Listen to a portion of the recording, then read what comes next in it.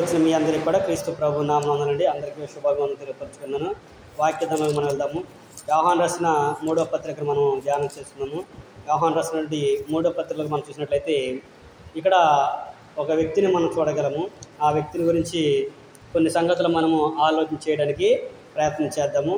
యోహాను రాసిన 3వ పత్రికలో మనం చదువుకున్నట్లయితే సుమారుగా ఈ పత్రిక క్రీస్తు శకము 85 నుంచి 90 మధ్యలో రాసి ఉంటాడు. యోహాను గారు, అపోస్తలుడైన యోహాను గారు రాశాడు. ఈ అపోస్తలుడైన యోహాను గారు యేసుక్రీస్తు వారు ప్రేమించినటువంటి ప్రియమైన శిష్యుడు. అందరిలో చిన్నవాడు అనేది కూడా మనము చూడగలము. అందులో ఈయన యుక్త వయసు వచ్చిన తర్వాత ఈ పత్రికను రాస్తున్న సందర్భంలో ఏమని రాస్తున్నాడంటే, మొదటి వచనం కనుక మనం చదువుకున్నట్లయితే యోహాను రాసిన 3వ పత్రిక మొదటి వచనం కనుక మనం చదువుకున్నట్లయితే, పెద్దనైన నేను సత్యమును బట్టి ప్రేమించు ప్రియుడైన గాయునకు శుభమని చెప్పి వ్రాయినది.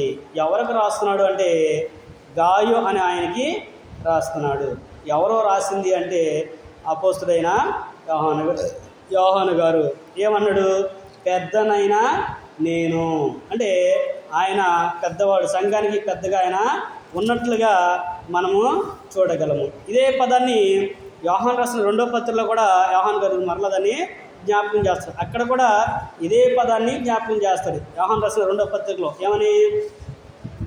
పెద్దనైన నేను ఏర్పరచబడిన అమ్మగారికి అనే విషయాన్ని తెలియపరుస్తాడు. అంటే 2 సందర్భాల్లో కూడా ఆయన పెద్ద పెద్ద అనే పదాన్ని వాడతాడు. పెద్ద అనగా సంఘ పెద్ద అనేది మనం చూడాలి. అంటే పాస్టర్ అనే పదాన్ని మనం చూడ, ఇంగ్లీష్లో పాస్టర్ అంటారు, పాస్టర్స్ అని అంటారు. అంటే సంఘ పెద్దలు. పాస్టర్స్ అంటే ఎవరంటే సంఘ పెద్దలు అనేది బైబిల్ మనకి తెలియపరుస్తుంది. అంటే ఈయన సంఘ పెద్దగా ఉన్నాడు. సంఘ పెద్దగా ఉన్న ఈ యోహాను గారు, అపోస్తలుడైన యోహాను గారు ఆయన ఎవరికి రాస్తున్నాడంటే తాను ప్రేమించినటువంటి గాయునకు శుభమని చెప్పి వ్రాయినది. గాయు అంటే ఎవరో అనే దాన్ని ఇప్పుడు మనం ఆలోచించేద్దాము. ఏంటంటే ఆయన సత్యమును బట్టి, అంటే వాక్యాన్ని బట్టి నేను రాసేది ఏంటంటే అనే విషయాన్ని ఆయన జ్ఞాపకం చేస్తాడు. సత్యము అంటే దేవుని యొక్క వాక్యము. యోహాను సువార్త 17వ అధ్యాయం 17వ వచనం మనం చదువుకుంటే, సత్యమందు వారిని ప్రతిష్ఠ చేయము, నీ వాక్యమే సత్యము అనే విషయాన్ని యోహాను సువార్త 17వ అధ్యాయం 17వ వచనం మనము చూడగలము. అదే యోహాను సువార్త 8వ అధ్యాయము 31-32 వచనం మనం చూసినట్లయితే యేసుక్రీస్తు ప్రభువారు అంటాడు. ఏమంటాడు? తనను నమ్మిన యూదులతో, మీరు నా వాక్యం ముందు నిలిచిన వారైతే సత్యమును గ్రహించెదరు అనే విషయాన్ని తెలియపరుస్తుంది. అంటే వాక్యాన్ని గ్రహించెదరు, అప్పుడు మీరు నాకు నిజంగా శిష్యులు అవుతారు అనే విషయాన్ని యేసుక్రీస్తు ప్రభువారు ఆయనకు శిష్యులకు కూడా తెలియపరచుడు. అంతేకాకుండా యోహాను సువార్తలోనే మొదటి అధ్యాయము 1-3 వచనం మనం చదువుకున్నట్లయితే, ఆదియందు వాక్యమును, వాక్యము దేవుని యొద్ద ఉండెను, వాక్యము దేవుడై ఉండెను అనే విషయాన్ని తెలియపరుస్తూ, ఆ వాక్యము కృపాసత్య సంపూర్ణుడిగా మన మధ్య నివసించాలనే విషయాన్ని 14వ వచనంలో మనకి తెలియపరుస్తాడు. అంటే ఈ యోహాను గారు ఏమని రాస్తున్నాడు, ఆయన ఉద్దేశం ఏంటి అని మనం చూసినట్లయితే,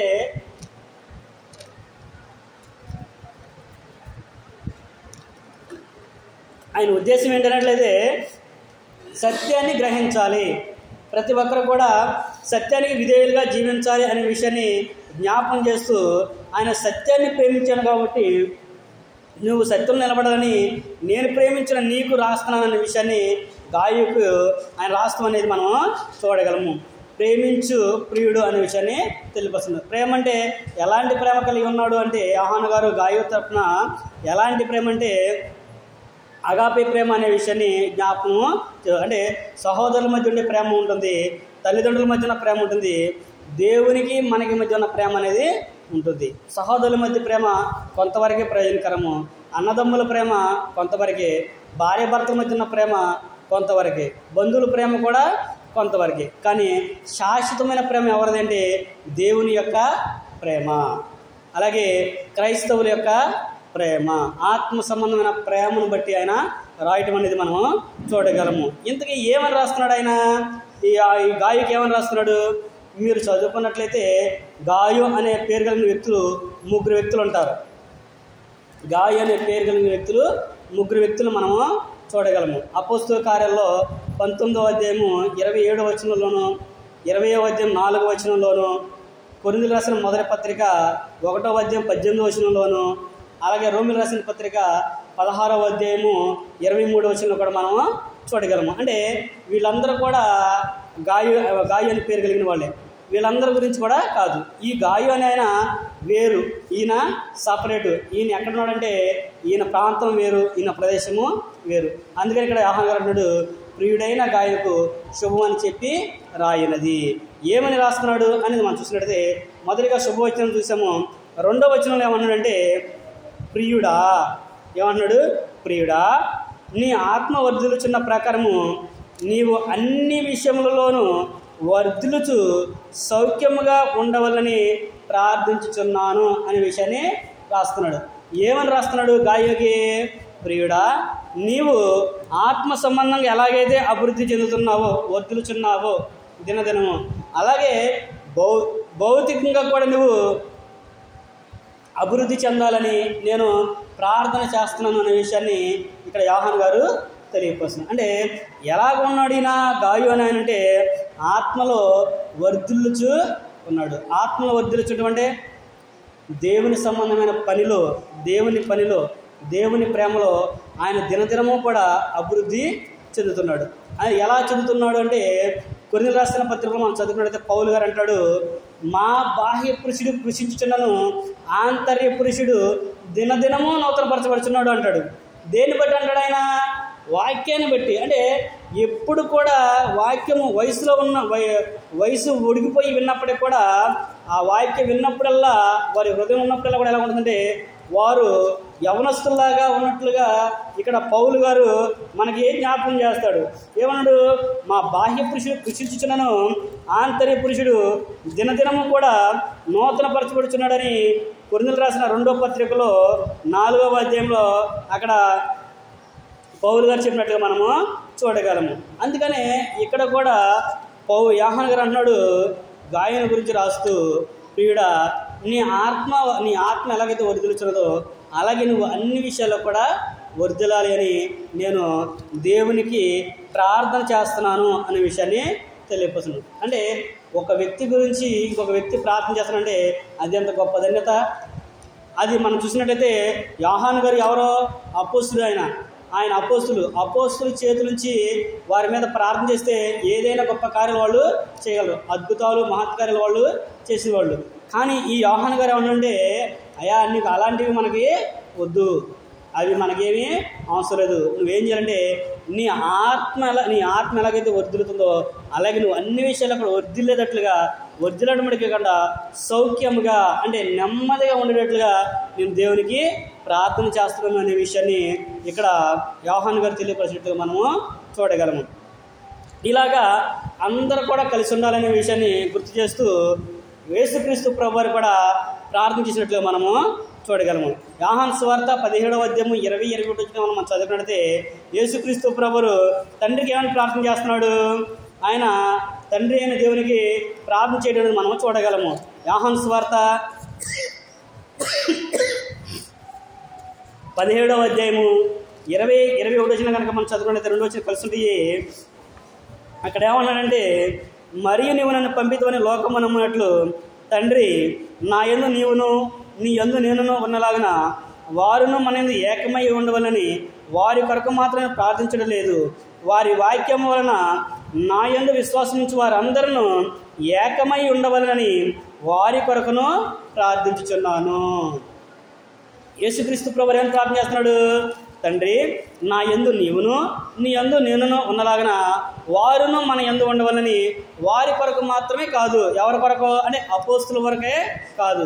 అంటే 17వ అధ్యాయం మనం చదువుకుంటే ఎవరి గురించి యేసుక్రీస్తు ప్రభువు ప్రార్థన చేస్తున్నాడు అనేది మనకి అర్థమైంది. అంటే అపోస్తుల గురించి ఆయన ప్రార్థన చేస్తున్నాడు.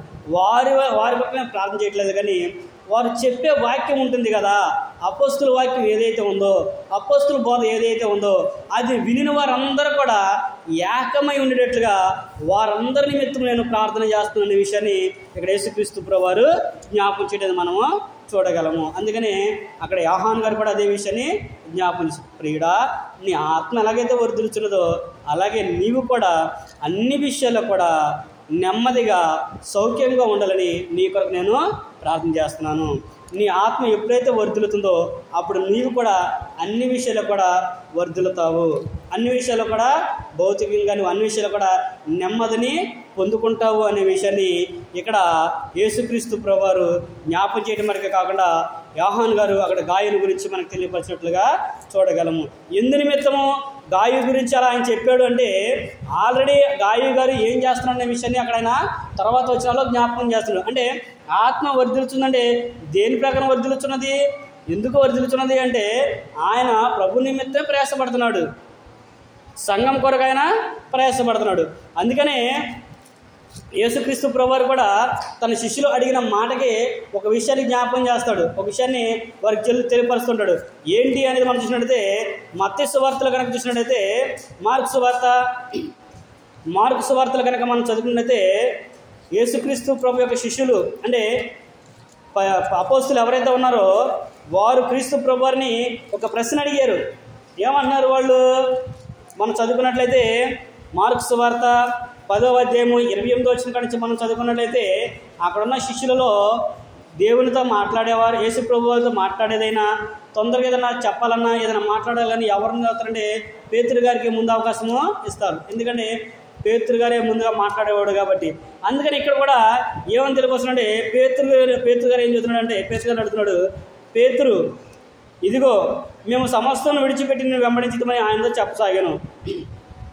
పైన మనం చదువుకుంటే యేసుక్రీస్తు ప్రభువారు దేవుని యొక్క వాక్యానికి విధేయులైన వారి గురించి, పిల్లల గురించి, వాళ్ళందరి గురించి తెలియపరచుకుంటూ వచ్చిన తర్వాత పేతురు అంటున్నాడు, ఇదిగో మేము సమస్తమును విడిచిపెట్టి నేను వెంబడించమని చెప్పసాగాను. అందుకు యేసు ఇట్లా నేను అంటే పేతురు ఏమని అడిగాడు, ప్రభువా నువ్వేమైతే సమస్తం విడిచిపెట్టి నువ్వు వెంబడిస్తున్నాం కదా, మాకు ప్రయోజనం ఏంటి అనే పదాన్ని వాడినట్లు మనము చూడగలము. ఇదే విషయాన్ని మత్తయి సువార్తలో కూడా మత్తయి గారు కూడా రాశాడు. ఇక్కడ ఏమన్నాడు అప్పుడు యేసు ప్రభువారు, అందుకు యేసు ఇట్లా నేను నా నిమిత్తమును సువార్త నిమిత్తమును ఇంటినైనను అన్నదమ్ములనైనను అక్క చెల్లెండ్రనైనను తల్లిదండ్రులనైనను పిల్లలనైనను భూములనైనను విడిచినవాడు ఇప్పుడు ఇహమందు హింసలతో పాటు నూరంతలుగా ఎండ్లను అన్నదమ్ములను అక్క చెల్లెండ్రను తల్లులను పిల్లలను భూములను రాబోవు లోకమందు నిత్య జీవమును పొందని మీతో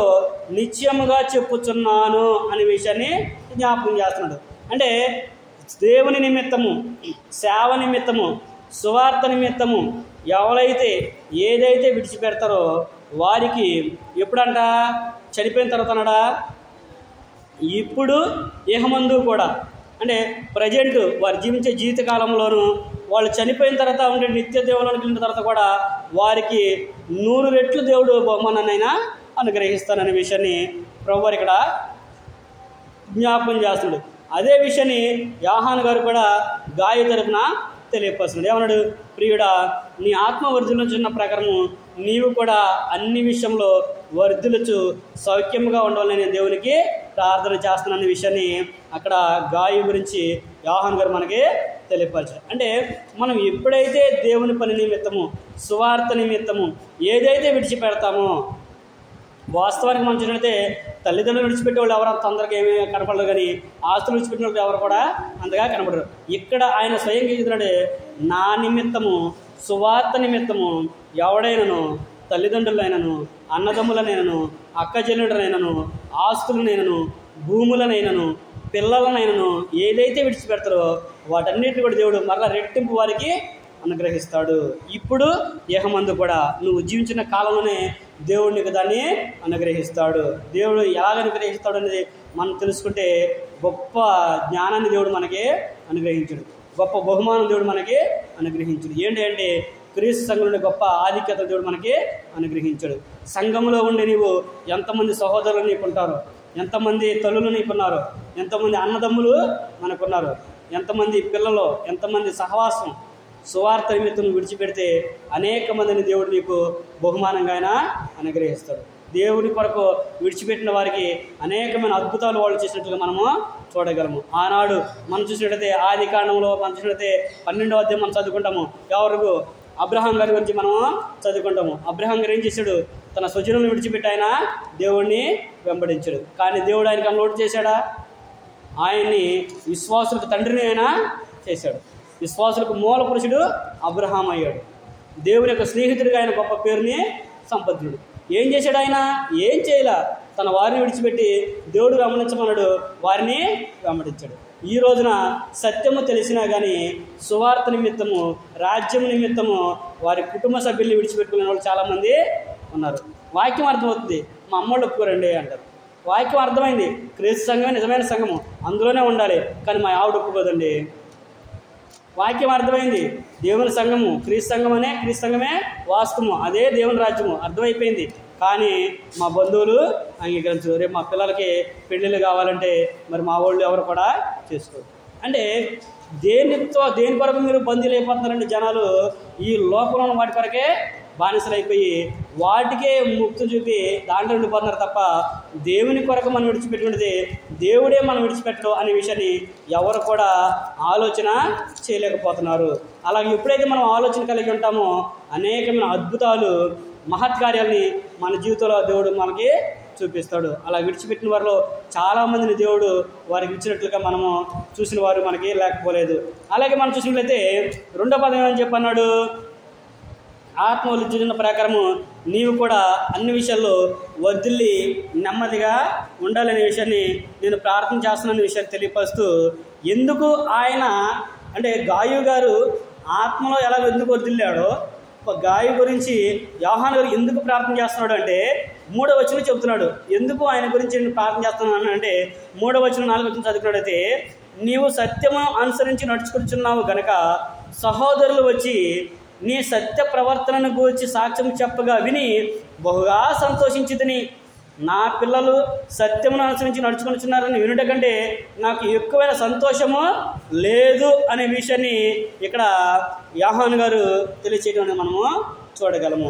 ఎందుకు చేశాడంటే యోహాను గారు గాయ నిమిత్తం ప్రార్థన అంటే ఆయన అంటున్నాడు, నీవు సత్యమును అనుసరించి నడుచుకుంటున్నావు కనుక సహోదరులు వచ్చి నీ సత్య ప్రవర్తన గురించి నాకు సాక్ష్యం చెప్పగా నేను విని సంతోషించాను అనే విషయాన్ని యోహాను గారు మనకి తెలియపరచారు. అంటే గాయి ఎలాగ జీవించాడంటే వాక్యానికి విధేయుడిగా జీవించాడు, సత్యాన్ని అనుసరించి నడుచుకున్నాడు, సత్యములో ఆయన ఉండి నడుచుకున్నాడు కనుక ఆ సత్యవాక్య ప్రకారంగా ఆయన జీవించాడు కనుక ఆయన చూసిన వారు అంటే ఈ గాయని ఎవరైతే గమనించారో వాళ్ళందరూ కూడా యోహాను గారికి ఈ విషయాన్ని తెలియపరిచారు. అయ్యా గాయున చాలా మంచి వ్యక్తి, ఆయన ఎలాంటి వాడంటే వాక్యానుసారంగా జీవించే వ్యక్తి, ఆయన చాలా మంచివాడు అనే విషయం గురించి గాయుని గురించి ఎదుటివారు యోహాను గారికి సాక్ష్యం చెప్పినట్లుగా మనము చూడగలము.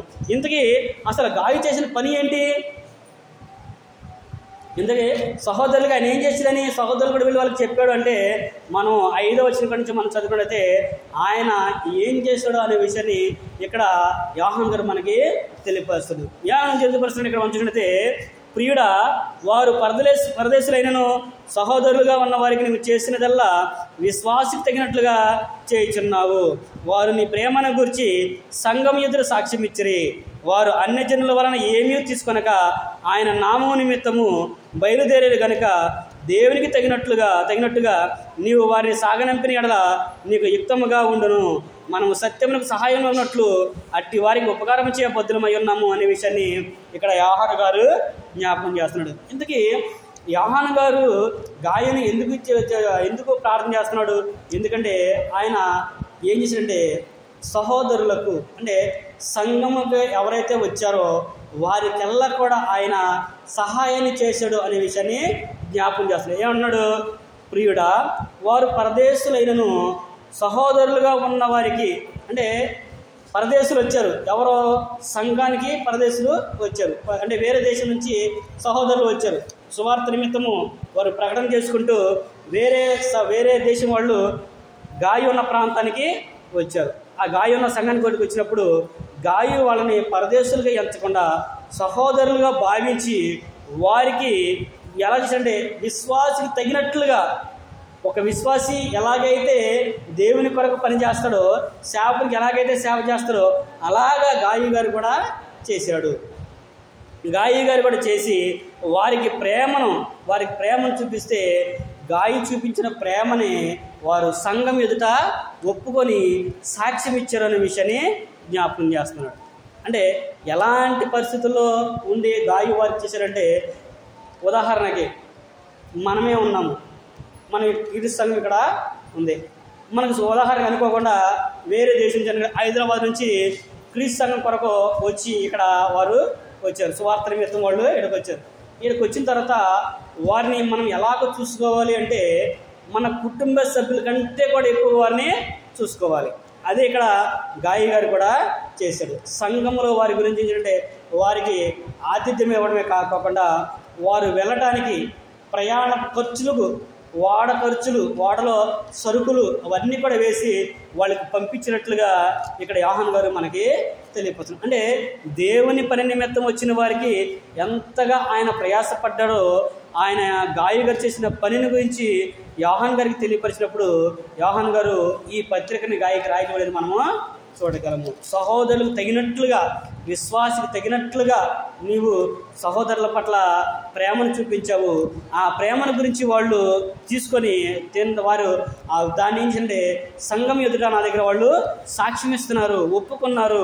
నువ్వు చూపిన ప్రేమను గురించి వాళ్ళు నాకు తెలియపరిచారు. అన్య జనులుగా కాకుండా, వేరే వారి వల్లే కాకుండా నీవు ఎలాగైతే చేసావో వారు వాళ్ళని చెప్పారు. నువ్వు వారి పట్ల చేయటమే కాకుండా వారు వెళ్ళేటప్పుడు నువ్వు వారి సాగనమని విధానాన్ని కూడా వారు నాకు తెలియపరచుడు. అది మనకి యుక్తము, దానికి మనం బొద్దులమి అని అన్నాడు. అంటే అలా చేయటం మనకి అధికారము, అది మనకి దేవుడిచ్చిన గొప్ప భాగ్యము అనే విషయాన్ని 8వ వచనంలో ఆయన తెలియజేస్తున్నాడు. మనము సత్యమునకు సహాయం అగునట్లు, అంటే సహాయకులు అంటే జత పని వారు అవునట్లు. జత పని వారంటే ఇప్పుడు వాళ్ళు వచ్చి సహోదరులు వచ్చి ఎలాగైతే సువార్త నిమిత్తుడికి వచ్చి సువార్త ప్రకటించి వెళ్ళారో, ఇప్పుడు వాళ్ళు ఏ గ్రామాలకు వెళ్తారో, ఏ దేశాలకైతే సువార్త ప్రకటన చేస్తారో వారితో పాటు మనం కూడా పాలిభాగస్తులం అవుతాము. వారి సువార్త పనిలో మనం కూడా పాలిభాగస్తులమి అయ్యాము అనే విషయాన్ని అక్కడ ఆయన తెలుపుతాం. వారితో పాటు మనం కూడా జత పని వారం అయ్యాము. ఎందుకంటే వారు వెళ్ళడానికి నువ్వేం చేసావు? సహాయాన్ని అందించావు. నువ్వు వాళ్ళకి వెళ్ళడానికి ఆర్థిక వలన సమకూర్చావు. వాళ్ళు దారి ఖర్చులు నువ్వు ఇచ్చావు, ప్రయాణ ఖర్చులు ఇచ్చావు. అంతేనా?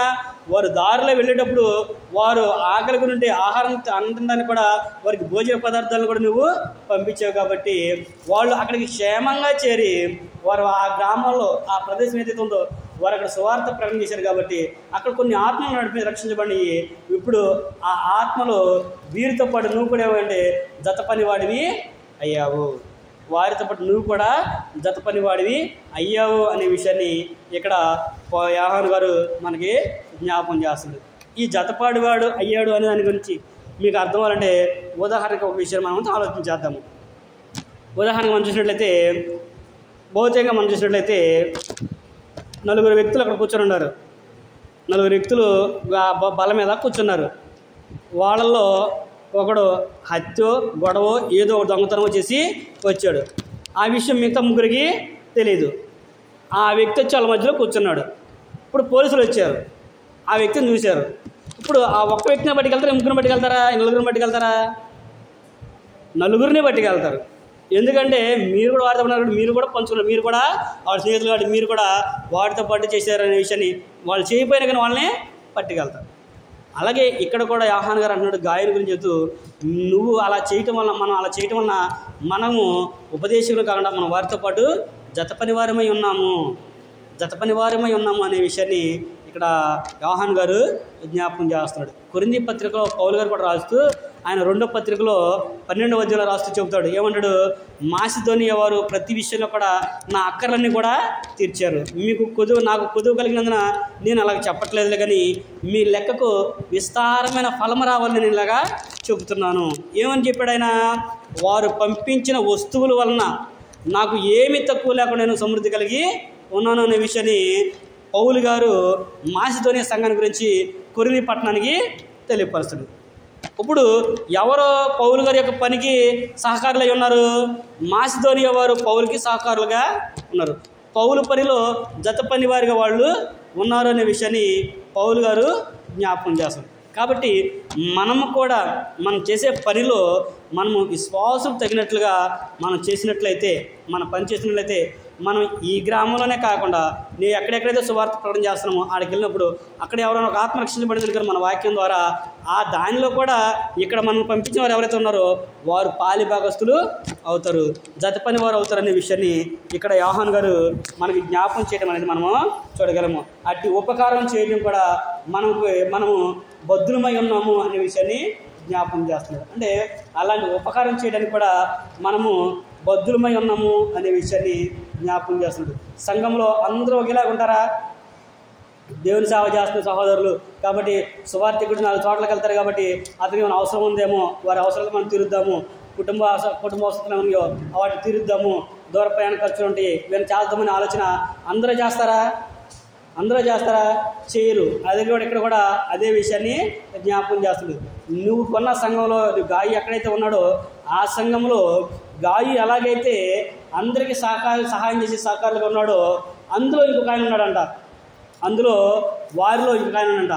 ఎవరైనా అని వచ్చినట్టయితే 9వ వచనం కూడా చెల్లిపరుస్తున్నాడు. 9వ వచనం మనం చదువుకున్నట్టయితే, నేను సంఘమునకు ఒక సంగతి రాసేతని, ఏది గాయతో పాటు గాయ దగ్గర రాస్తూ ఆయన సంఘానికి నేను ఒక సంగతి రాస్తుంది. అయితే వారిలో ప్రధానత్వము కోరుచున్న దియోత్రేఫే మమ్మల్ని అంగీకరించటలేదు. వాడు మమ్మల్ని గురించి చెడ్డ మాటలు వదలచ్చు, అది చాలదన్నట్టుగా సహోదరులను తానే చేర్చుకొనక వారిని చేర్చుకున్న మనసు గల వారిని కూడా ఆటంకపరచుచు సంఘంలో నుండి వారిని వెలివేయుచున్నాడు. అందుచేత నేను వచ్చినప్పుడు వాడు చేయుచున్న క్రియలను జ్ఞాపకం చేసుకుందును అనే విషయాన్ని ఇక్కడ యోహాను గారు జ్ఞాపకం చేస్తాడు. గాయు, నువ్వు చేసే పని మంచిదే, నువ్వు మంచి పని చేస్తున్నావు, విశ్వాసం తగినట్లుగా చేస్తున్నావు, సహోదరులకు నువ్వు సహాయాన్ని అందిస్తున్నావు, వారి ప్రాణపత్తు నువ్వు ఇస్తున్నావు, ఎవరైనా సహోదరులు వస్తే నువ్వు వారికి ఆతిథ్యం ఇస్తున్నావు, సంఘాన్ని ప్రోత్సహిస్తున్నావు కాదనట్లా. అయితే నేను సంఘంలో ఉన్న వారికి ఇంకోటి నేను రాస్తున్నాను, ఏంటంటే అందులో ఒక వ్యక్తి ఉన్నాడు, దియోత్రేఫే అనే అతను ఉన్నాడు. అతడు ఏం చేస్తున్నాడంట? ప్రధానత్వం కోరుచున్నాడు. ప్రధానత్వం అంటే మొదటి స్థానాన్ని కోరుకుంటున్నాడు. అక్కడ సంఘంలో ఆయనే మొదటి వ్యక్తిగా, లేదంటే ఆయనే పెద్దగా, ఆయన అనుసరించి నడుచుకోలేనట్లుగా ప్రధానత్వం కోరుతున్న వాడు ఒకడు ఉన్నాడు. అతను ఏం చేస్తున్నాడంటే మమ్ములని అంగీకరించట్లేదు, అపోస్తులను ఆయన అంగీకరించట్లేదు. దేవుని యొక్క వాక్యాన్ని పంచుకుంటే యోహాను గారినే ఆయన అంగీకరించకుండా వారిని గురించి ఏం చేస్తుంటే చెడ్డ మాటలు పలుకుతున్నాడంట. అదే విషయం ఎక్కడైనా తెలియపరుస్తుంది. చెడ్డ మాటలు వదలొచ్చు, అది చాలదన్నట్టుగా సంఘానికి ఎవరైనా కొత్త వారు వస్తే అతను చేర్చుకోవట్లేదు, చేర్చుకున్న మనసు గల వారిని కూడా ఏం చేస్తున్నాడంటే వారిని సంఘంలో నుంచి వెలివేస్తున్నాడు, ఆటంకపరుస్తున్నాడు. ఆ సంగతి నాకు తెలిసింది, అట్టి వాడిని నేను వచ్చినాక చూసుకుంటాను అనే విషయాన్ని యోహాను గారు జ్ఞాపకం చేస్తున్నారు. అంటే ఎలాంటి పరిస్థితుల్లో ఉన్నారంటే చాలామంది కూడా దేవుని యొక్క వాక్యాన్ని వినడం కాకుండా, విశ్వాసం ఉంచడం కాకుండా, సంఘానికి రాకపోవడం వాళ్ళు మానేస్తే కాకుండా వచ్చేవారిని కూడా రానివ్వకుండా ఆటంకం కలిగిస్తున్నారు.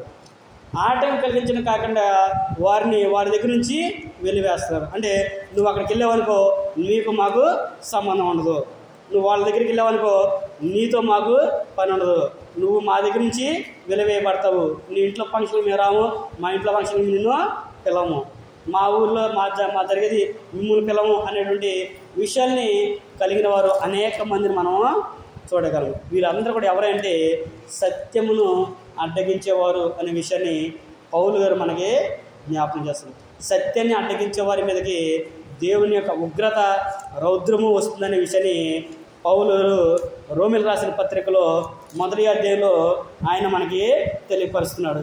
మనం చదువుకున్నట్లయితే అక్కడ కూడా పౌలు గారు ఆ విషయాన్ని మనకి జ్ఞాపకం చేస్తారు. దుర్నీతి చేత 1వ అధ్యాయము రోమిలకు రాసిన పత్రిక 1వ అధ్యాయము 18వ వచనం కనుక మనం చదువుకున్నట్లయితే, దుర్నీతి చేత సత్యమును అడ్డగించు మనుషుల యొక్క సమస్త భక్తిహీనత మీదను దుర్నీతి మీదను దేవుని కోపము పరలోకం నుండి బయలుపరచబడుచున్నది. అంటే ఎవరైతే దేవుని యొక్క వాక్యానికి అడ్డపడతారో, దేవుని యొక్క సువార్తకు అడ్డగిస్తారో, వచ్చేవారిని వారు చేర్చుకోకుండా వచ్చేవారిని ఆటంకపరుస్తూ ఉంటారో, చేర్చుకునే మనసు గల వారిని కూడా వారి నుంచి వెలివేస్తూ ఉంటారో, అంటే కొంతమందికి జరుగుతున్న క్రమాన్ని చూసి విన్న వాక్యాలను బట్టి అది వాస్తవం కాబట్టి, సత్యము కాబట్టి మనం సంఘానికి వెళ్ళాలనే ఆలోచన కలిగిన వారిని కూడా కొంతమంది ఏం చేస్తారంటే బెదిరిస్తూ ఉంటారు. గ్రామాల్లో, పల్లెటూరులో ఇలాంటివన్నీ సహజము. అయితే నువ్వేం జ్ఞాపకం చేసుకోవాలంటే నువ్వు మనుషులను బట్టా దేవుని బట్టా అనేది నువ్వు ఆలోచన చేసుకోవాలి. మనుషులు కల్పించిన పద్ధతులను నువ్వు అనుసరిస్తావా? దేవుని యొక్క చిత్తం నువ్వు లోబడతావా? యేసుక్రీస్తు ప్రభువు ఏమన్నాడు పేతురు మాటకి, ఎవడైనను నా నిమిత్తము అన్నదమ్ములనైనను, అక్క చెల్లెలనైనను, తల్లిదండ్రులైనను, భూములనైనను విడిచిపెడితే వాడు ఇప్పుడు ఇహమందు కూడా అనే విషయాన్ని ప్రభువారు తెలియపరచుడు. మరి నువ్వు సువార్త నిమిత్తము నీ ఇరుగు పొరుగు వారిని విడిచిపెట్టకపోతే, ఇక్కడ కూడా యోహాను గారు అదే విషయాన్ని జ్ఞాపకం చేస్తుంది. ఎవరంటే దియోప్రేతి అని అతను అన్నాడు. అతను దేవుని యొక్క వాక్యాన్ని అడ్డగించడమే కాకుండా అతను ప్రధానత్వము కోరుకుంటున్నాడు. అంటే సంఘంలో ఆయన మాటే నెగ్గాలి. సంఘంలో ఆయన మాట నెగ్గడానికి ఆయన ఎవరు? క్రీస్తు సంఘంలో ఎవరి మాట నెగ్గాలి? దేవుని యొక్క మాట నెగ్గాలి. వాక్యానుసారంగా జీవించాలి. సేవకుడైనా విశ్వాసులైనా కానీ సేవకుడైనా తప్పు చేస్తే, అయ్యా నువ్వు చెప్పింది వాక్యానుసారమైంది కాదు కాబట్టి నువ్వు దిద్దుకో అనే విషయాన్ని విశ్వాసులు చెప్పాలి. వాక్యాన్ని బట్టి విశ్వాసులు ఎవరైనా తప్పు చేస్తే సేవకుడిగా నిలబడిన వ్యక్తి ఏం చేయాలంటే దేవుని యొక్క వాక్యాన్ని బోధించి ఖండించాలి, తప్పుదిద్దాలి. అయ్యా మీరు చేసేది తప్పు, ఇది దేవుని యొక్క వాక్యానికి విరుద్ధము. కాబట్టి మనం ఎవరికి సహాయం అంటే దేవునితో మనము జతపని వారము, సత్యానికి మనము విధేయులుగా జీవించాలి. మనుషులు కల్పించిన పద్ధతుల గురించి నువ్వు ఆలోచన చేయొద్దు అనే విషయాన్ని మనం జ్ఞాపకం చేసుకుని ఒకరినొకరు పురుకొల్పుకునే వారిగా మనము ఉండాలనే విషయాన్ని ఇక్కడ యోహాను గారు కూడా గాయుకి జ్ఞాపకం చేస్తుంటారు. అందుకని ఈ దేవప్రీతి అనే అతను ప్రధానత్వం కోరుకొని ఎలాగైతే మనుషులను ఆటంకపరుస్తున్నాడో అలాంటి వారు ఈ రోజుల్లో కూడా లోకంలో ఉన్నారు. అలాంటి వారి గురించి యోహాను గారి పత్రికనే రాసింది. ఇది చిన్న పత్రిక, అంటే బైబిల్ అంతట్లో కూడా చిన్న పత్రికే. ఎన్ని వచనాలు ఉంటాయి? 14 వచనాలే ఉంటాయి. 14 వచనాలైనప్పుడు కూడా ఇందులో ఉన్న సారాంశము చాలా విలువైనది, చాలా గొప్పది. మనం దీన్ని చదివి గ్రహించి అర్థం చేసుకుంటే ఎంతో గొప్ప సాహిత్యాన్ని ఇక్కడ యోహాను గారు మనకి తెలియపరచు. ఎన్నో గొప్ప సంగతులు ఆయన మనకి వివరించినట్లుగా మనము చూడగలము. అంటే సంఘంలో ప్రధానత్వం అనేది ఎప్పుడు కూడా ఎవరు కూడా కోరుకోకూడదు. నేనే ఉండాలి, నేనే పెద్దగా ఉండాలి, లేదంటే నాదే పెత్తనం చేయాలనే ఆలోచన ఎవరు కూడా కలిగి ఉండకూడదు. దేవుని సంఘానికి ఇది ప్రభు సంఘము అనేది ప్రతి ఒక్కరు కూడా జ్ఞాపకం తీసుకునే విషయాన్ని ఇక్కడ ఆయన తెలియపరుస్తాడు. అయితే అలాంటి వాడు ఉన్నాడు కాబట్టి వాడిని నువ్వు ఏమి చేయొద్దు, నువ్వు వాడి జోలికి నువ్వు వెళ్ళొద్దు. నేను వస్తాను కనుక నేను వచ్చినప్పుడు వాడిని చూసుకుంటాను. అయితే నువ్వు ఒక పని చేయనే విషయాన్ని ఇక్కడ మరొక విషయాన్ని యోహాను గారు గాయకి జ్ఞాపకం చేస్తున్నాడు. ఏంటంట, ప్రియుడా చెడ్డ కార్యమును కాక మంచి కార్యం అనుసరించి నడుచుకును. మేలు చేయువాడు దేవుని సంబంధి, కీడు చేయువాడు దేవుని చూచిన వాడు కాడు. అంటే నువ్వు ఎల్లప్పుడూ కూడా మంచి చెయ్యి. వాడు చెడ్డ కార్యాలు చేస్తాడంటే వాడు ఎవడంటే దేవుని చూచిన వాడు కాదు. నువ్వు దేవుని చూసిన వాడు కనుక, దేవుని పిల్లవాడు కనుక నువ్వు మంచి కార్యాలను చేయని విషయాన్ని జ్ఞాపకం చేస్తూ 12వ వచనం అన్నాడు, దెమేత్రి అందరి వలన సత్యం వలన మంచి సాక్ష్యం పొందినవాడు. అక్కడను దియోత్రేఫే అనే అతని గురించి చెప్పాడు. ఇక్కడ ఇంకో ఆయన అంటే దెమేత్రియు అనే అతని గురించి చెప్తున్నాడు. అక్కడికంటే యోహాను గారు ఇంకొక వ్యక్తిని అక్కడికి పంపిస్తున్నాడు. ఆయన గురించి ఏం చెప్తున్నాడు అంటే, దెమేత్రియు అందరి వలనను సత్యము వలన మంచి సాక్ష్యము పొందినవాడు. మేము కూడా అతనికి సాక్ష్యం ఇచ్చుచున్నాము, మా సాక్ష్యము సత్యమైనదని నీవు ఎరుగుదువు. అంటే యోహాను గారు ఏమని రాస్తున్నాడంటే, యోహాను గారు గాయి యొక్క గొప్పతనాన్ని మెచ్చుకున్నాడు. ఆయన గురించి నేను ప్రార్థన చేస్తున్నాను అన్నాడు. మూడోదిగా ఎందుకు నేను ప్రార్థన చేస్తున్నానంటే, నువ్వు సత్యాన్ని అనుసరించి నడుచుకుంటున్నావు, అంతేకాకుండా విశ్వాసం తగినట్లుగా నువ్వు చేసే పనులు ఉన్నాయి. నువ్వు ఏం పని చేసావు అంటే సహోదరులను చేర్చుకున్నావు, వారికి కావాల్సిన వాటిని నువ్వు సమకూర్చావు, పరదేశులుగా చూడకుండా నువ్వు దేవుని పిల్లలుగా దేవుని యొక్క సేవకులను వారు చూసి వారిని సాగనింపావు అని వారితో పాటు నువ్వు జతపడివాడివై ఉన్నావు అనే విషయాన్ని కూడా జ్ఞాపకం చేశాడు. నాలుగవది ఏమన్నాడంటే, అయితే అక్కడ సంఘంలో ఒక వ్యక్తి ఉన్నాడు, దియోప్రతి అని అతను చెడ్డవాడిగా తెలుస్తుంది నాకు, మా గురించి చెడ్డ మాటలు చెప్పని మేము గ్రహించాము, అయితే నువ్వు వాడి జోలికి వెళ్ళొద్దు, మేము వచ్చినప్పుడు వాడిని చూసుకుంటాను. వాడు ఏం చేస్తున్నాడంటే సంఘానికి వచ్చేవారిని చేర్చుకోవటమే కాకుండా ఎవరైనా కానీ చేర్చుకునే మనసుంటే, సంఘంలో వారిని చేర్చుకునే మనసుంటే అలాంటి వారిని కూడా అతను ఆటంకపరుస్తున్నాడు. కాబట్టి వాడిని నేను వచ్చినప్పుడు చూసుకుంటాను. అయితే నువ్వేం చేస్తావంటే మంచి కార్యాలనే చెయ్యి, చెడ్డ కార్యాలు చేసేవాడు దేవుని సంబంధి కాదు. మనం దేవుని సంబంధం కాబట్టి మంచి మనము చెయ్యాలి మనల్ని. అందుకనే ప్రభువారు కూడా అనేక సందర్భాలు ఏం చెప్పాడంటే, నీ శత్రువు నిమిత్తం ఏం చేయాలంట, ప్రార్థన చేయమన్నాడు. నీ శత్రువు కొరకు నువ్వు ప్రార్థన చేయమన్నాడు.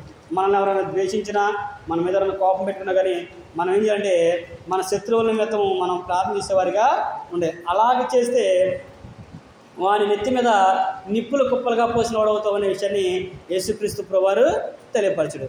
ఇక్కడ ఆరోది ఏమన్నాడంటే, ఇప్పుడు యోహాను గారు గాయకి అయ్యా ఆ దేత్రివని అతను వదిలేసి దేమేత్రి అని అతను అవుతున్నాడు. అతను చాలా మంచివాడు.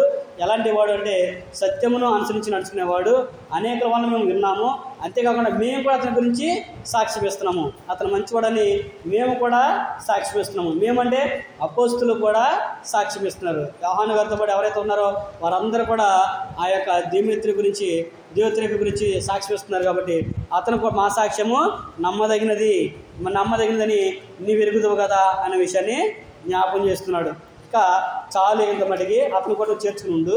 చివరిగా వచ్చి ఉన్నాడంటే ఇంకా రాయాల్సిన అనేక సంగతులు ఉన్నవి, చెప్పలేని అనేక సంగతులు ఉన్నవి.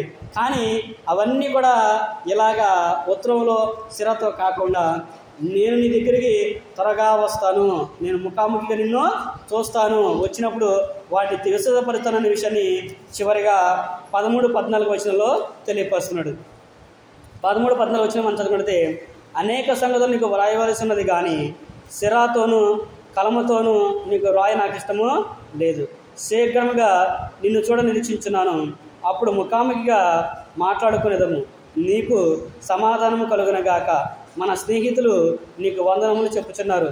నీ యొద్దనున్న స్నేహితులకు పేరు వరుసన వందనములు చెప్పుము అనే విషయాన్ని ఇక్కడ యోహాను గారు రాస్తున్నాడు. అంటే ఏమని పరుస్తున్నాడంటే ఆయన గురించి, గావి చేసిన గొప్ప ప్రేమను గురించి, ఆయన చేసినటువంటి విషయాల గురించి ఆయన తెలియపరచినప్పటికే కాకుండా ఆయన ఏమంటే, నీకు ఇంకా నేను చాలా సంగతులు రాయనుకున్నా కానీ ఇప్పుడు కాదు, కానీ నేను నిన్ను డైరెక్ట్గా చూసి నీతో వాటన్నిటిని కూడా సంపాదిస్తాను. అయితే నీకు సమాధానం కలుగునుగాక అనే విషయాన్ని చదువుతున్నాడు. సమాధానం అంటే అతనికి నెమ్మది కలగాలి, సంతోషంగా ఉండాలని నేను కోరుకుంటున్నాను. అంతేకాకుండా మన స్నేహితులు కూడా నీకు వందనములు చెప్పుచున్నారు. మా స్నేహితులందరూ కూడా నీ గురించి అడుగుతున్నారు, నువ్వు క్షేమంగా ఉండాలని వారు కూడా కోరుకుంటున్నాడు. మన స్నేహితులు, నీ దగ్గర ఉన్న స్నేహితులకు కూడా వందనములు చెప్పు అనే విషయాన్ని యోహాను గారు రాసినట్లుగా మనము చూడగలము. యోహాను గారే కాదు, పేతురు గారు కానివ్వండి, పౌలు గారు కానివ్వండి, ప్రతి ఒక్కరికి కూడా వారు ఏమని రాసేవాళ్ళంటే దేవుని యందు ఉన్న పిల్లలకి శుభాలు అనే విషయాన్ని వారు రాస్తూ వారి క్షేమాల్ని వారు తెలుసుకున్నట్లుగా మనము చూడగలము.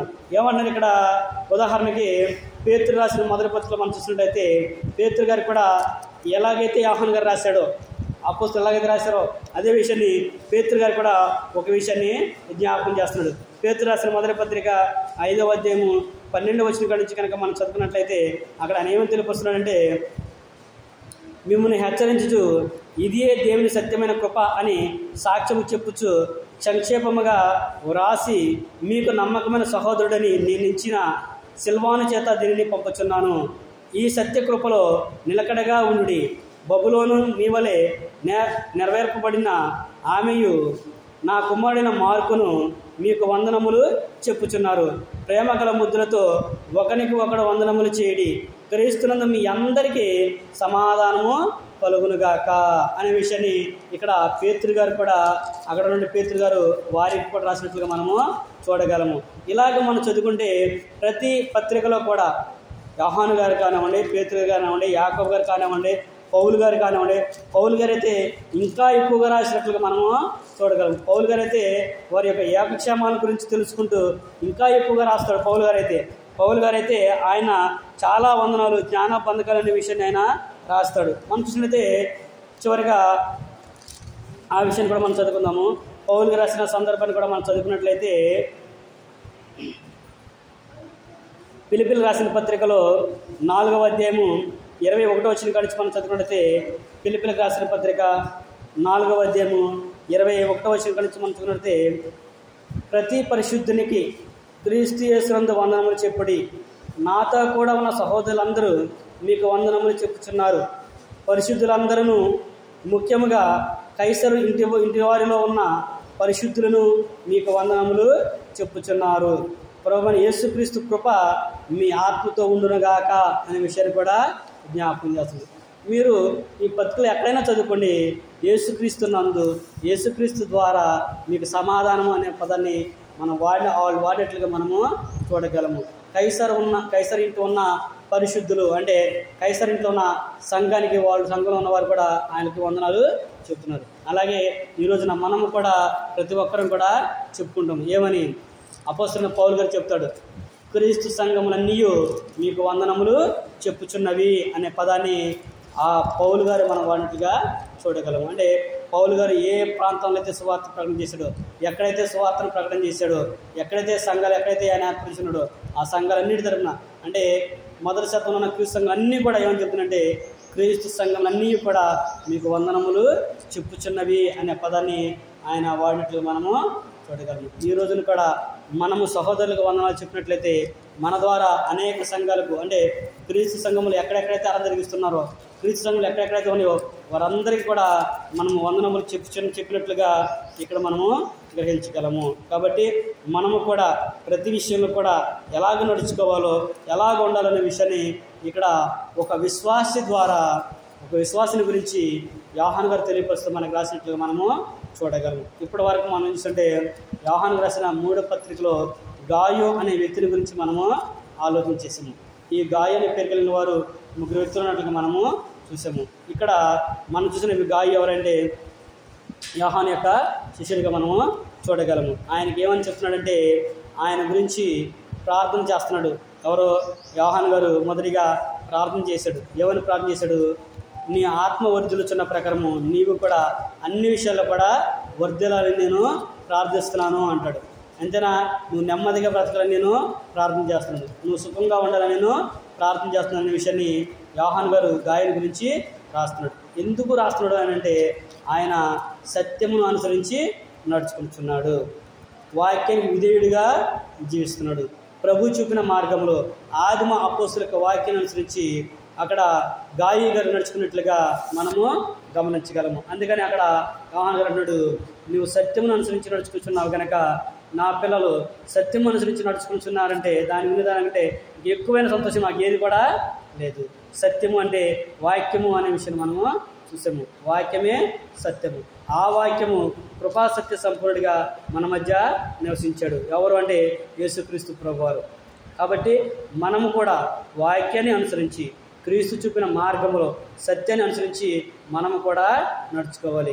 గాయు గారి గురించి ఎలాగైతే యోహాను గారు ప్రార్థన చేశాడో అలాగే మన గురించి, మన కుటుంబాల నిమిత్తము, మన సహోదరులు ప్రార్థన చేసేటట్లుగా మనకి విశ్వాసాన్ని చూపించాలి.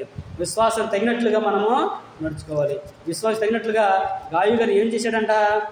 తన సంఘంలో వచ్చిన వారిని చేర్చుకొని ఆతిథ్యం ఇవ్వడం వరకే కాకుండా వారి దారి ఖర్చులకి, ప్రయాణం ఖర్చులు, అనేక అవసరతలు అక్కడ గాయు గారు వారికి తీర్చేట్లుగా మనము చూడగలము. ఇక్కడ ఉన్న సమాచారం కొంచెమైనా కానీ చరిత్ర కనుక మనం చదువుకుంటే గాయు చేసిన గొప్ప గొప్ప కార్యాలన్నీ కూడా వారు తెలియపరుస్తారు. అంటే ఆ రోజుల్లో ఎలాగ ప్రయాణం చేసేవాళ్ళు? ఓడల్లో ప్రయాణము చేసేవాడు.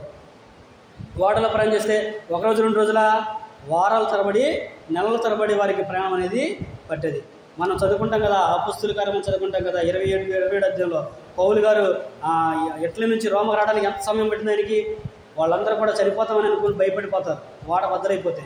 కానీ పౌలు గారు అంటాడు, అయ్యా నేను రోమాకి వెళ్ళాలి, అక్కడ కైసరు ఎదుట నేను నిలబడాలని నా దేవుడు నాకు చెప్పాడు, నాతో పాటు మిమ్మల్ని అందరూ కూడా నాకు తోడిస్తానని చెప్పాడు. కాబట్టి మీరు ఎవరు కూడా భయపడొద్దు, మీరు ఈ రొట్టెలు తిని బలం పుచ్చుకోండి, మనం వెళ్తామనే విషయాన్ని పౌలు గారు చెప్పినట్లు మనము చూడగలం. అంటే వారి ప్రయాణం ఎంత భారంగా ఉంటుందని మనము చూడాలి. అంటే వారికి ప్రయాణం అయ్యే ఖర్చులకి ఎంత ఖర్చు పట్టింది మరి వాళ్ళకి? మరి గాయు గారికి ఎంతగా ఇచ్చుంటాడు వాళ్ళకి? మరి వాళ్ళు ఆ దేశానికి వచ్చి ఆ ప్రదేశానికి వచ్చి వారికి సువార్త ప్రకటన చేసి వెళ్ళేటప్పుడు మరలా వాళ్ళు వేరే దేశానికి వెళ్ళాలంటే సుమారు వారం వేసుకున్నా కానీ వారానికి సరిపడా ఖర్చులు, సరుకులు, వారు తినడానికి నిత్యావసరాలు వాళ్ళకి అన్నింటినీ కూడా గాయగరిచి పంపించినట్లు మనము ఇక్కడ యోహాను గారు మనకి తెలియపరచడం అనేది చూడగలం. అలాగే మనం కూడా దేవుని పనిలో పాలి భాగస్థలమే అవ్వాలి. సువార్త ప్రకటన చేస్తేనే దేవుని సేవకులు దేవుని పని అనేది కాదు. సువార్త ప్రకటన సహకరించే వాళ్ళు కూడా జత పని వారు అవుతారు. మీకు ఉదాహరణకి ఒక విషయాన్ని జ్ఞాపకం చేస్తాను. దావీదు గారు యుద్ధానికి వెళ్తారు. యుద్ధానికి వెళ్ళినప్పుడు కొంతమంది సామాన్ల దగ్గర ఆగిపోతారు. మనం రాజుల గ్రంథం చదువుకుంటే అక్కడ కొంతమంది ఏం చేస్తారు, యుద్ధానికి వెళ్ళలేక కొంతమంది సామాన్ల దగ్గర ఆగిపోతున్నప్పుడు దావీదు గారిని కొంతమంది వెళ్ళి గెలుచుకొని వస్తారు. వచ్చిన తర్వాత బహుమానాలు బంగారాన్ని పట్టుకొచ్చిన తర్వాత దావీదు గారు అందరికీ పంచాలని చూస్తే వాళ్ళు ఏమంటారు, యుద్ధం చేసింది మేము, సంపాదించింది మేము, మా ప్రాణం తెగించాం కాబట్టి మళ్ళీ వాళ్ళకి సగం అంటావేంటి, మేము ఇవ్వము అని చెప్పేసి అంటారు. అంటే అప్పుడు దావీదు గారు ఒక మాట అంటాడు, యుద్ధానికి వెళ్ళి నువ్వు ఎలాగైతే ఇల్లు శ్రీరామంగా వచ్చావో వీళ్ళు ఇంటి కూడా సామాన్లు ఎంతే భద్రం కాబట్టి కదా, అదే వాళ్ళకి లేకపోతే సామాన్లు ఎవరైనా ఎత్తుకుపోతే, ఎవరైనా తీసుకుపోతే అనే విషయాన్ని దావీదు గారు జ్ఞాపకం చేస్తారు. అంటే యుద్ధం చేసిన వాడికి ఎలాగో అలాగే సామాన్లు కాపాడిన వాడికి కూడా అంతే. అలాగే సువార్త ప్రకటన చేసిన వాడు ఎలాగో వాడిని పంపించిన వారు కూడా, అంటే సువార్త ప్రకటన చేయడానికి ప్రోత్సహించే వారి ఫలం కూడా సమానమే. అందుకనే ఉపమానం చెప్తాడు యేసుక్రీస్తు ప్రభువారు. ఏమని, ఆయన ద్రాక్ష తోటలో పనికి పెట్టుకుంటాడు కొంతమందిని. మత్తయి సువార్త మార్కులో చదువుకుంటాం మనం. ఆ ఉపమానం అన్ని చోట్ల కూడా ఉంటుంది. కూలికి పెట్టుకుంటాడు. ఉదయం 9 గంటలకు వెళ్ళిన వాళ్ళు ఉంటారు, 8 గంటలకు వెళ్ళి ఉంటారు, 11 గంటలకు వెళ్ళిన వాళ్ళు ఉంటారు. చివరికి ఇంచుమించు 5ంటికి కూడా కొంతమందిని తీసుకెళ్ళి పనికి పెట్టుకుంటాడు. సో చివరికి 6 గంటలకి జీతం ఇవ్వడానికి దిగినప్పుడు, జీతాలు చూడ వచ్చినప్పుడు మొదట వచ్చిన వాడు మొదలుకొని చివరికి వచ్చిన వాడి వరకు కూడా సమానంగా ఆయన జీతాన్ని ఇచ్చాడు.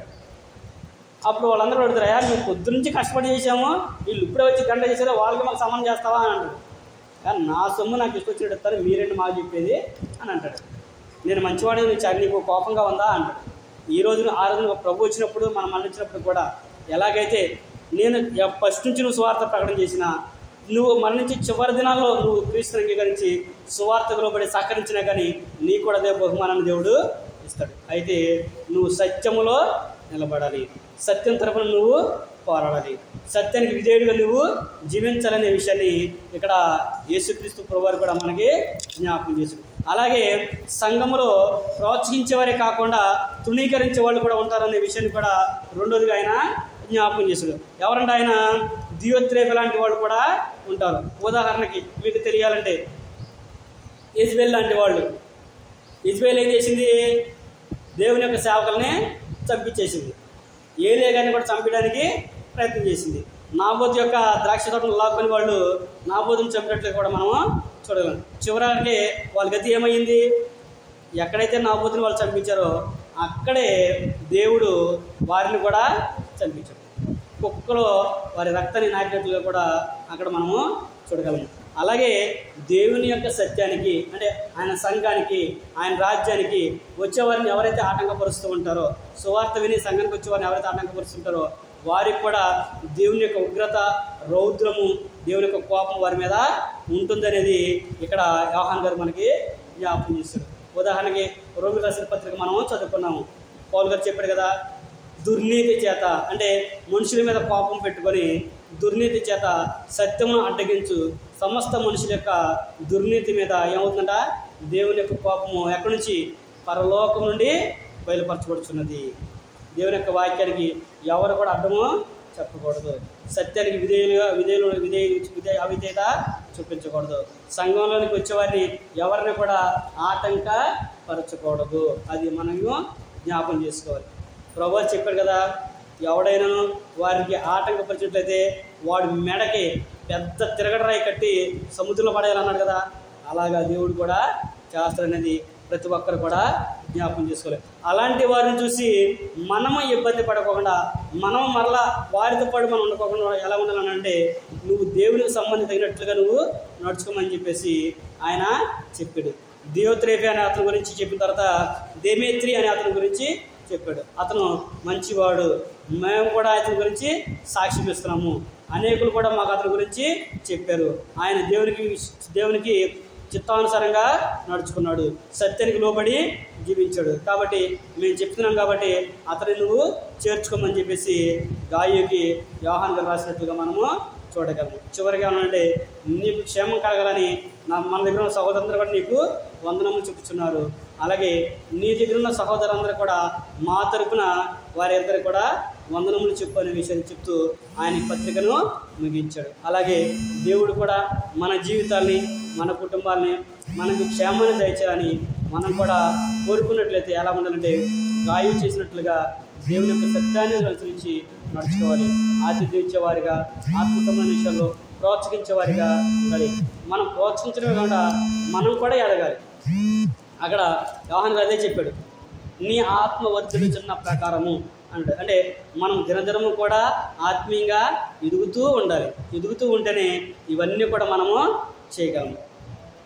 ఇవన్నీ చేయాలంటే మనం కూడా ప్రతిదినము సమయం దొరికినప్పుడల్లా వాక్యాన్ని వినటము, చదువుకోవటము, ప్రార్థన చేసుకోవటము అన్నీ కూడా మనము చేయాలి. అలా చేస్తూ ఉంటే మనం కూడా ఆత్మీయంగా దినదినము కూడా అభివృద్ధి పడతాము అనే విషయాన్ని ఇక్కడ యోహాను గారు మనకి జ్ఞాపించింది. కాబట్టి మనం కూడా అన్ని విషయాల్లో కూడా దేవునికి ఇంకా జీవించినట్టయితే అప్పుడు ఆయన మన ప్రతి అవసరం కూడా తీరుస్తాడు. మనలో ఉన్న కార్యశక్తి కంటే కూడా ఆయన మనము ఊహించే వాటన్నిటికంటేనో అడుగు వాటన్నిటికంటేనో అత్యధికంగా ఆయన చేయగలిగిన శక్తి కలిగిన వాడు దేవుడు. నువ్వు ఏదో చేయాలని ఆలోచన నీకు కాదు, నేను చేయలేకపోతానని బాధొద్దు. నువ్వు చేయాల్సిన పని నువ్వు చెయ్యి. దేవుడు నీకు ఆ శక్తిని, సామర్థ్యాన్ని అనుగ్రహిస్తాడు. మనం ఎప్పుడైతే దేవునికి మొదటి స్థానం ఇస్తామో అప్పుడు దేవుడు కూడా మనకి, మన కుటుంబానికి ప్రథమ స్థానం ఇచ్చి మనల్ని తలగానే నియమిస్తాడు తప్ప ఎన్నటికీ తోకగైనా నియమించడు. అది మనం జ్ఞాపకం ఉంచుకుంటే మనం కూడా దేవుని సన్నిధిలో ఎల్లప్పుడూ ఎదిగేవారికి ఉంటామనే విషయాన్ని ప్రేమపూర్వకంగా మీకు తెలియపరచుకుంటూ, నాకు నేను తెలియపరచుకుంటూ ఓపికన మీ అందరికీ వందలు తెలియపరచుకుని మాటలతో ముగిస్తున్నాను. అందరికీ కూడా వందనాలు.